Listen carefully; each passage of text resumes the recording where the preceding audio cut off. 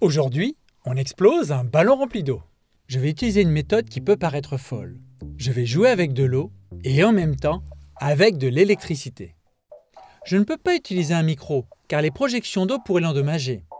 En plus, le bruit du caoutchouc qui se déchire est plus faible que celui de mon déclencheur, compromettant la fiabilité de l'expérience. À ma centrale de commande, je connecte donc deux fils. L'un trempe dans l'eau, le deuxième est relié à ce pic à brochette. En crevant le caoutchouc isolant du ballon, le courant va pouvoir circuler, déclenchant ainsi mon flash quelques millièmes de seconde plus tard. Alors, est-ce dangereux de mélanger de l'eau et de l'électricité? Pas forcément.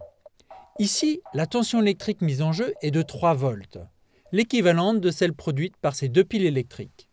Par contre, dans le cas des prises murales, la tension électrique est de 220 volts et le risque de mort est très grand, ce qui doit nous inciter à la plus grande prudence.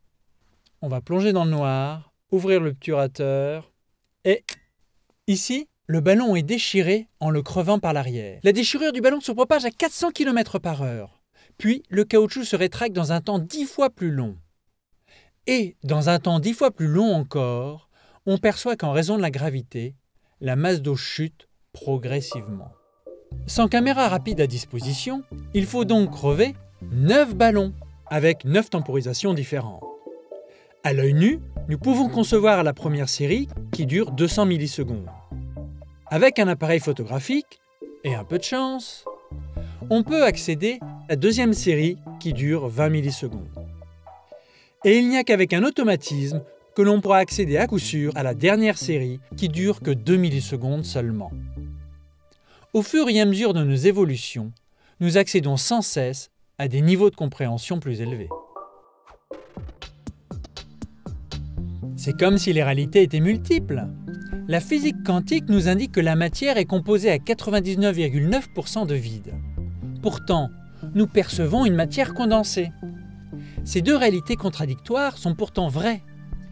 Imaginez une symphonie. La physique pourra étudier la vibration d'une corde d'un des violons, et celle de l'air, ainsi que celle de nos tympans. Notre conscience, quant à elle, va percevoir la mélodie, et notre être, lui, sera peut-être ému par la beauté. Ces trois réalités distinctes sont pourtant simultanées. Des appréhensions complètes du monde sont encore à explorer. C'est la magie des niveaux de réalité.